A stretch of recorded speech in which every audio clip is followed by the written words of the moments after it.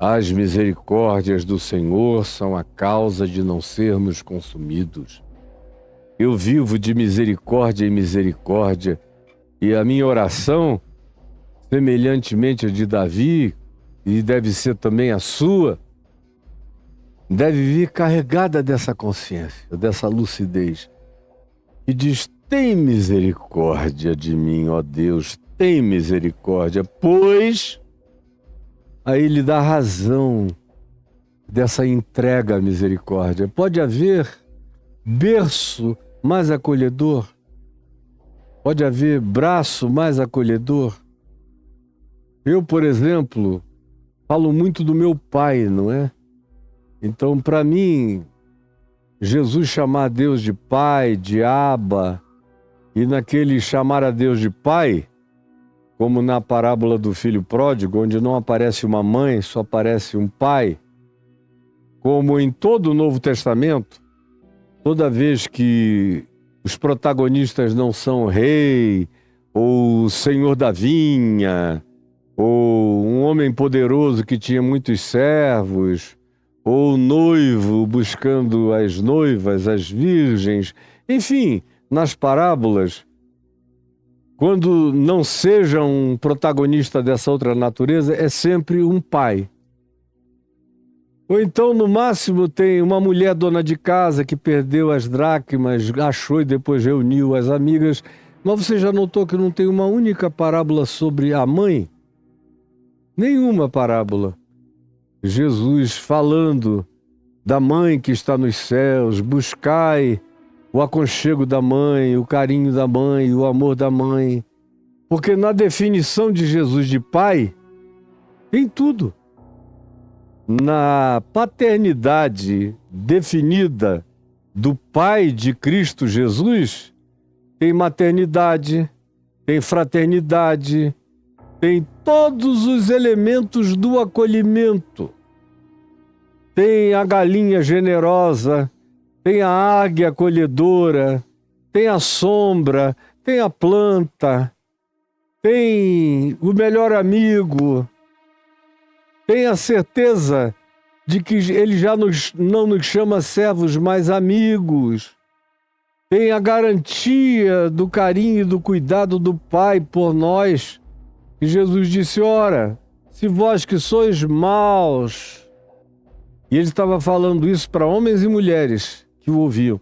Sabeis dar boas dádivas aos vossos filhos, quanto mais o vosso Pai Celeste não dará boas coisas aos que lhe o pedirem.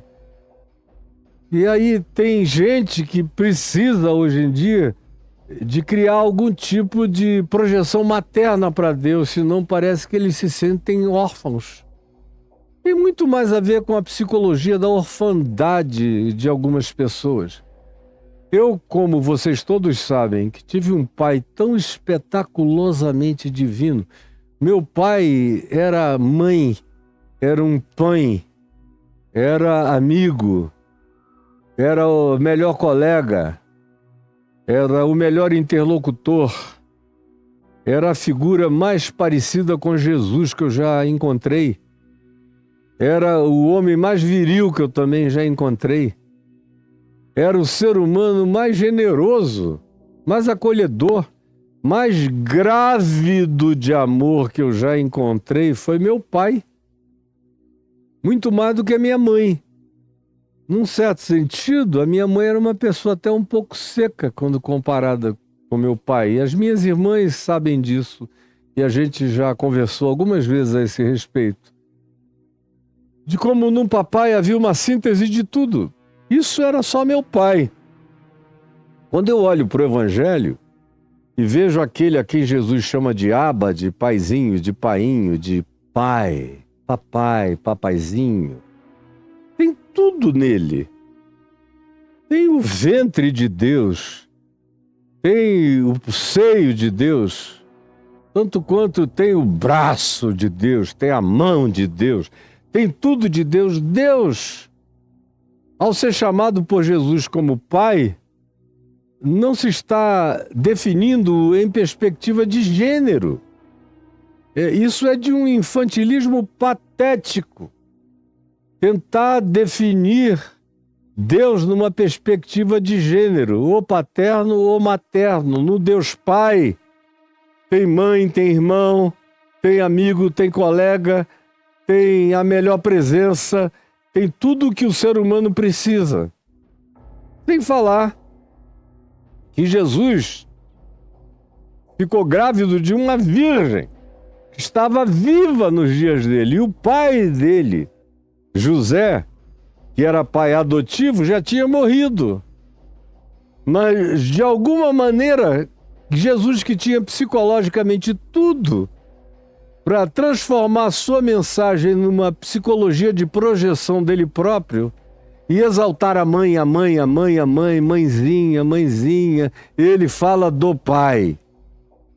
É claro que era uma sociedade patriarcal, era um público que não conheceria e nem entenderia outra linguagem, todas essas coisas, mas é absolutamente indiferente para quem tem maturidade o suficiente para saber que em Jesus, quando ele fala do painho que está nos céus, estão todas as realidades possíveis, passíveis de serem encontradas nas figuras parentais, paterno-materna e muito mais naquilo que nenhum pai humano tem, que nenhuma mãe humana tem, que só Deus o Pai oferece. Então cresçam e parem de ser meninos, porque o que equivale a esse acolhimento absoluto, que é maior do que de mãe e de pai humanos, é a misericórdia.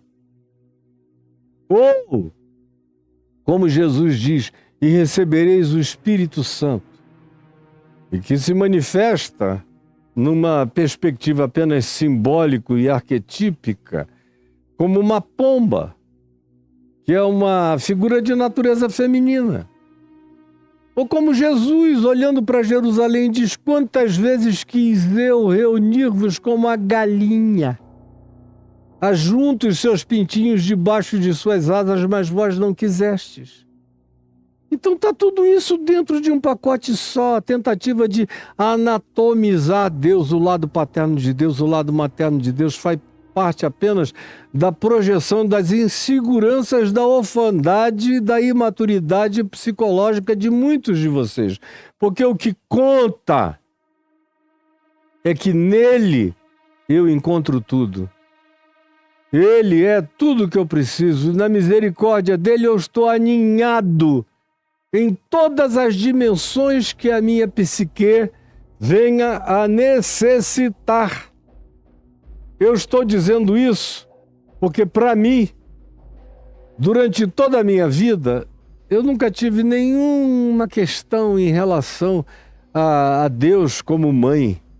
Embora o profeta Isaías diz ainda que a mulher se esqueça dos filhos que pariu e deu à luz, eu, o Senhor, jamais me esquecerei de ti.